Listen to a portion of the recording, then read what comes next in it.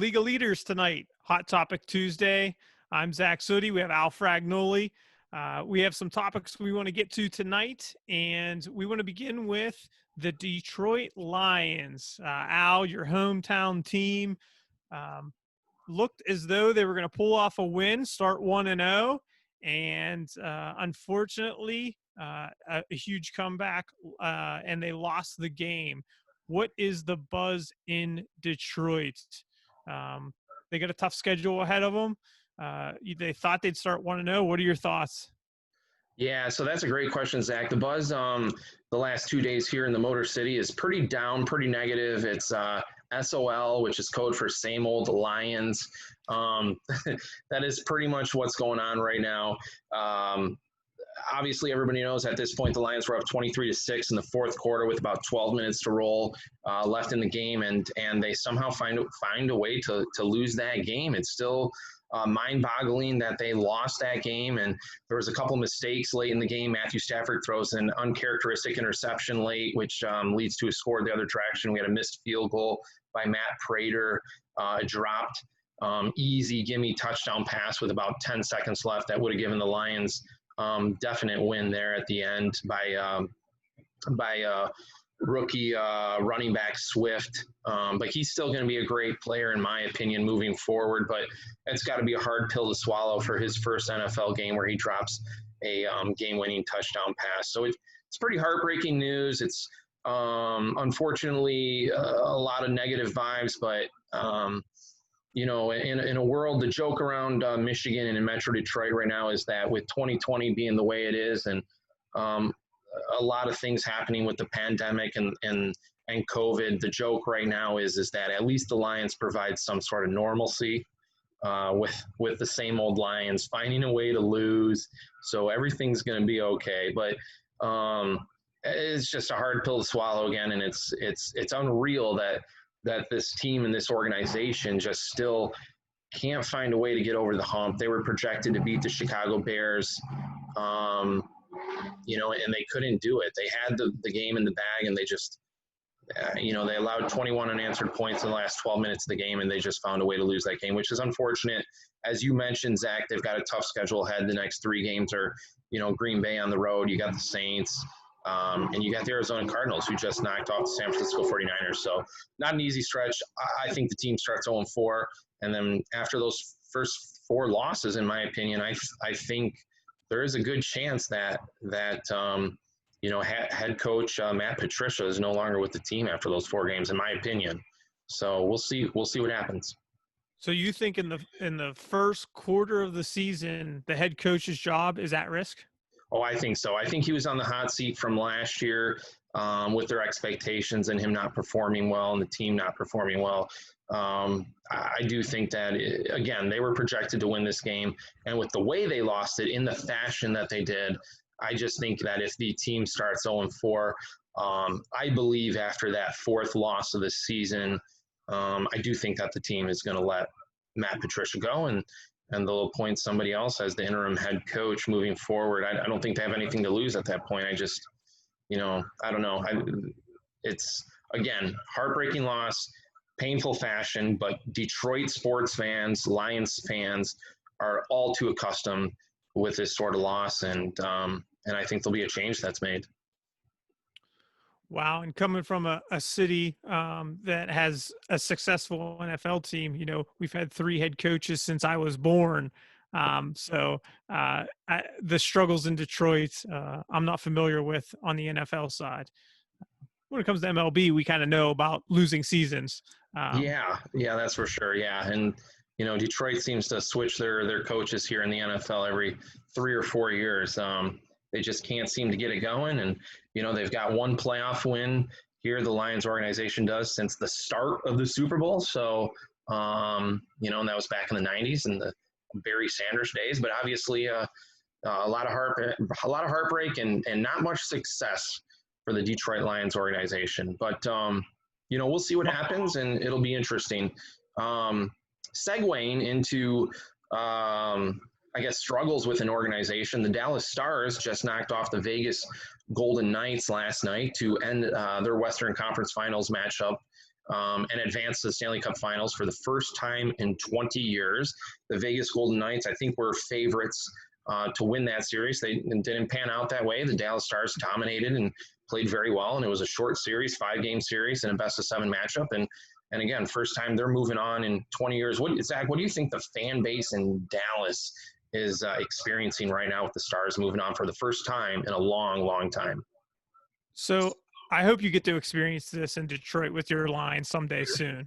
But in 2013, I got to experience it here in Pittsburgh with the Pittsburgh Pirates after record-breaking losing seasons and turning into a playoff team. And the excitement was amazing. Now, I couldn't imagine going to a World Series that year, the excitement, but for the Dallas Stars to be in the Stanley Cup Finals 20 years in the making here, I think that the fan base is going to be ecstatic. It's going to be electric, even though there's not going to be fans in the stadium. But I think it's just something to be happy about and excited about. And I think every city, when their sports teams play, with COVID, it's bringing some sort of normalcy. So good for the Dallas Stars, good for the city. And I hope they, after 20 years, get a win.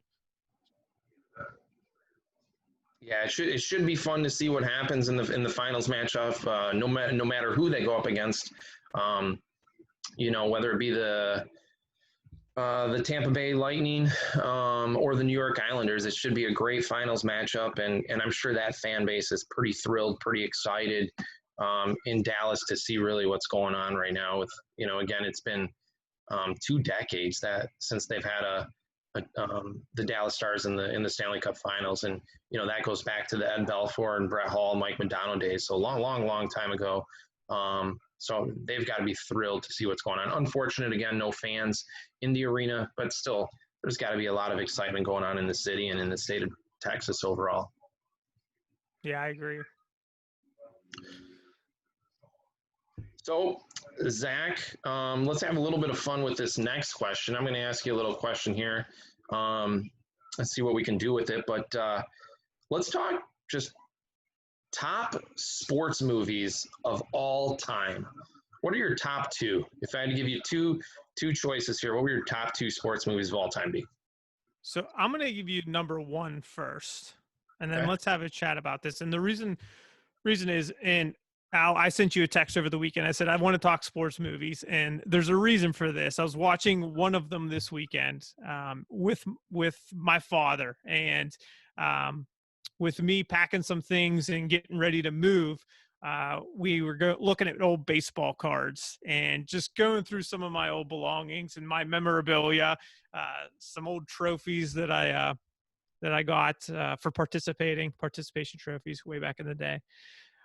But we were watching a movie, and I said, this has to be my favorite movie. 1, because I enjoy watching it with my parents, my mom and dad. 2, it's one movie that you get emotions from, and sometimes you get goosebumps watching it. At least I do. And that's Field of Dreams. Field of Dreams. Okay. Field of Dreams. I mean, it's one that's always in my, I would say it was in my top 5 at all times, but this weekend it just had more meaning watching it with my parents. And then, when James Earl Jones is standing in the middle of the street, when Costner turns around in the van, and the Archibald, the Doc. So those moments, I don't know, they just gave me chills, and I said, this is a great movie because it moves your emotions. It makes you happy. It gives you chills. So number 1 for me, I think, is Field of Dreams right now. That is a great movie, and that one's not in my top 2. It's not in my top 5. I would say it's probably a top 10. But I do love that movie. It is a classic. It's great. I have never been to Iowa to see where the movie was actually filmed, and that's one of my bucket list things to do. And it's funny you mentioned about how you love to watch it with your parents. One of the things that I want to do when I go to Iowa eventually here, hopefully in the next few years, to see that facility is I want to do it with my dad. I want to play catch on that field. One thing you think of, like growing up as a kid, loving the game of baseball, is you always remember those times playing catch with your father in the backyard. And that's one experience that I want to have. So So I can relate to the fact that you enjoy watching that with your parents. So what's your number one? Well, my number one, Zach, my number one, and it's without question, Rudy. Rudy is hands down my favorite sports movie of all time. And I know this movie typically gets, mixed reviews from the sports fans out there. There's a lot of people that think it's inaccurate and it's not a good sports movie, but I think all sports movies that are based off of true stories have a little bit of maybe fibs that go on or a little bit of exaggeration of the truth. But overall, I think that Rudy is a fantastic movie. It's a motivational movie. It's uplifting. So, if I'm ever having a week, or a couple of weeks where I'm just kind of feeling a little bit down and I need to pick me up, Rudy is my go-to movie to throw in there. And what I love now about Rudy is I've got my son who's 2.5 years old almost, Frankie, who loves watching Rudy. He knows that Rudy went to Notre Dame. That's where he went to college. That's where he played football. And he knows that mural on that one wall is Touchdown Jesus. And Frankie knows those important things that tailor around Rudy. But I think Rudy's a fantastic movie. So it's might have a future Notre Dame alumni there.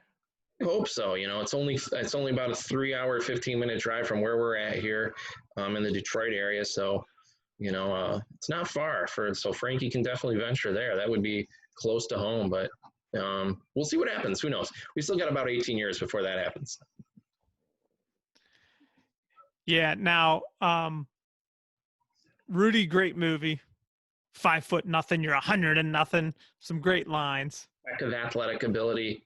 Yeah, that is a fantastic movie. I know a lot of the lines from that movie. I've probably seen that movie over 100 times. So, and one thing, we talk about leadership when we talk, and one thing that I think in that movie that it represents is grit and heart. I think those are two things that, if you want something, you work hard enough, you can attain it. And I think that, there's some great life lessons in there. So great choice. Yeah, and you nailed it right there. That is a big reason on why I love that movie. And I will always continue to love it. And, having 2 young children now and Frankie, who's starting to understand more and more as he gets older and older here, those are some things and characteristics that Tina and I, my wife, try and instill in him through, daily occurrences and making sure that he understands the importance of hard work and that you can accomplish any dream you want to if you put your mind to it and you work hard. So I love that movie, always will, and it's one of my favorites. But let's really quick go into your second favorite movie. I don't know if I could really name one. I'm in the baseball season right now, so I can watch baseball movies. One that always makes me laugh, and I quote probably 1,000,000 times a baseball season, is Major League. I mean, just makes me laugh. I enjoy watching it. Another one that we watch with my parents. I grew up watching that one, even when I wasn't supposed to, probably. But that always makes us laugh. And Cleveland's not too far from Pittsburgh, so it's always fun to bash on Cleveland, and that just makes it fun. And the 3 super fans, the Indian fans that I always picture myself being one of them when I grew up, not a Major League Baseball player. The guys yelling in the stands. That was, if I was going to be anybody when I grew up, that's probably who I'd be. Yeah, that is a good movie. I haven't seen that one in a while though. I've probably only seen that one a handful of times, but it's definitely a classic, that's for sure. My second favorite movie is Remember the Titans. Classic from early 2000s, 1999, 2000. I think that one came about, so it's been around for about 20 years now. But I've always loved that movie since it came out. And again, that one's based on a true story as well. And I just love how that high school team was able to come together during, I think it was the 70s or the late 60s, where it takes place with segregation and everything, and bringing the schools together and bringing African Americans and whites together at one school. And especially in today's day and age, with the climate of everything that's going on with our country and everything, I don't know, I love that movie. That one always seems to, get the spirits up and really get me going. I love that one. I've got couple others that I have listed down here: Blindside, Coach Carter, Miracle, all good movies that I absolutely love. I think Zach, knowing me and everything in these movies I just listed right here, I think the common theme is motivation, inspiration, strong leadership. That's a common theme that I love with those sports movies, and those are kind of the go-tos on what I look for. Yeah, and I think with Remember the Titans, great movie, another great inspirational story, another one with lessons learned, and a great soundtrack. Great songs in that movie to get you motivated. That's one that my mom really likes, and if it's on TV, I usually catch her watching it, and we'll sit down and watch that one. She loves to Remember the Titans, The Blind Side. So we always watch those as well. But if you could see a theme with mine, I enjoy some good jokes. Yes, that's what I was going to say. Yeah. Tommy Boy's great comedy too. Yeah. Does that count as a sports movie? Happy Gilmore, maybe? Maybe Happy Gilmore for sure. But all good stuff, all great movies. I loved it. We had a little bit of fun here. Hopefully, for those of you that are tuning in tonight and those of you that see this, we'd love to get your take. Share a couple thoughts. What do you think about some of the movies that we just suggested on our top 2 movies? And what are some of your favorite sports movies out there? We'd love to hear your thoughts, and we'd love to hear your take maybe on the Dallas Stars as well, and our same old Detroit Football Lions. So anyway, thanks for tuning in tonight. We look forward to talking with everybody this Sunday. This Sunday we'll be joined by the Director of Ticket Operations at the University of North Carolina, Nick Markell, will be joining us. And then we look forward to seeing everybody next Tuesday for Hot Topic Tuesday as well. Thanks for tuning in.